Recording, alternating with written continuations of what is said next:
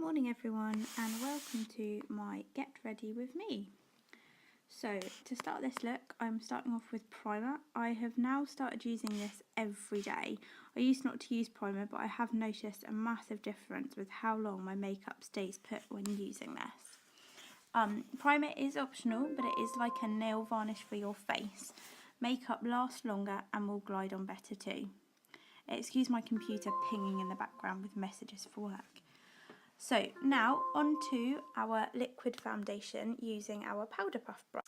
Our liquid foundation gives a really good full coverage. The best place to test your foundation is to apply it onto your jawline and choose a colour that blends into your skin. So you start by applying it to the centre of your face, working outwards and blending well, making sure to work it into your jawline and hairline too, and making sure there are no creases or lines either. So now I'm using our blending buds, which is one of my favourite tools, to apply my concealer. I'm using a colour here which is one shade lighter than my skin tone, and this is great for highlighting and covering dark circles. Now onto bronzer. Blimey, I can't keep up because the video is going so quickly. So bronzer, I was showing you there, I had one matte side, one shimmery side. So for a daytime look, I use just the matte side, and I do tend to always wear blusher. So I tend not to use the shimmery side of the bronzer so much, but you can use the shimmery side if you're not going to be wearing blusher, like in the summer and things like that. So I use the blusher brush there to apply it down the sides of my nose as well. Okay, so now on to blusher. I'm showing you here how to find your blusher line. So you put your finger on your cheek, your thumb on your ear, and just follow the line that they make. I have a bit of a rounder face as well, so I like to apply some to the apples of my cheeks too. Our blushes are highly pigmented, so you only need the smallest dab. I use a slanted blusher brush to apply this. Dab it into the blusher, tap off the excess, and use a sweeping motion over your cheeks. Now for my eye makeup. Here I'm using palette 1, which is a palette I recommend for most skin tones. I'm using the colour Elated here, I think, which is the lightest colour from the palette. I use this as an all-over colour, which actually works as an aid to blending, as there's already a pigment there then to blend other colours together.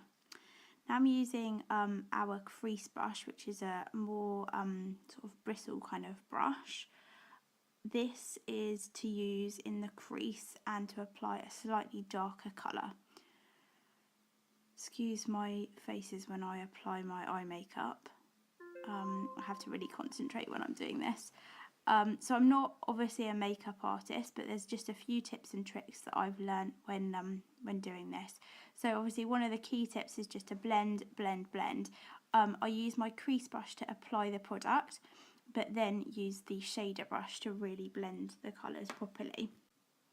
I find holding the brush sort of right at the bottom gives me really good control with this brush, but when blending, to use it slightly further down and hold it a little bit looser and let the brush do the work. When applying the darker colours to my eyes as well, I like to apply the darker colour right in the corner and then brush it towards the eye. If you start in the middle of the eye and go outwards, you'll find that actually the darkest part of your eye becomes the middle rather than the outer V. So now going on to the lighter colours, I'm using a glittery colour here. So I'm just applying this onto the inner V for hopefully a really nice look. So that's my finished eye look there with the two colours. It's really hard to know what you're videoing when you've got your eyes shut, so excuse me looking like a bit of a fool. Now onto our amazing 3D Fibre Lash Mascara. This is our top seller, #1 seller, because every girl loves their lashes. So I'm using our transplanting gel here. As you can see, making sure I've got a really good coat of that before applying the fibres. For me, I like to have longer lashes because mine are quite short, so I apply the product predominantly to the ends of my lashes, but also slightly to the middle to give a bit more volume too. Just make sure not to apply it too close to your waterline, otherwise you could get irritation from the product. as you can see, just showing you a bit of the difference there. So now just onto the other eye. The instructions for this product tell you to apply the gel, then apply the fibres, and then apply the gel again, using one eye first and then the other eye. However, I like to apply the gel and then the fibres, and then do the gel and the fibres on the other side, as this enables the fibres to get a really, really good sort of attachment, should I say, to your lashes. So as you can see, I have made a little bit of a BB there on my eye, but I leave it right to the end as it's really, really easy to pick off once it's dry. Saves smudging it all over your face. Using this mascara is really easy now. I've sort of used it for a couple of months. It is unlike a normal mascara, so getting to grips with it in the beginning can be difficult. However, once you get the hang of it, it's well worth it. It's amazing. The mascara is buildable, so it's good to use for one coat during the day and then maybe 2 or 3 for an evening look. Obviously, it needs to suit your lashes, so for me, as I say, I like to have longer lashes, so I apply the fibres towards the end. However, if you have thin lashes, but they're long and you need a bit more volume, you can apply the product to the middle of your lashes. Just showing you finished eye look there. Okay, so sorry my hair looks a little crazy. It's finally dried after I had a shower this morning, but unfortunately my iPad stopped recording earlier, so I have come back to record my lip look, which is why I look a little bit different. So when doing my lip look, I use the lip liner slightly outside of my actual lip line in order to help make my lips look a little fuller.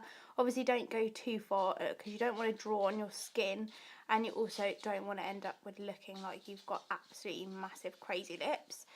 Finally, adding my gorgeous lip stain, which is a product that I absolutely love, and that's my finished result. Thanks for watching, ladies. Bye.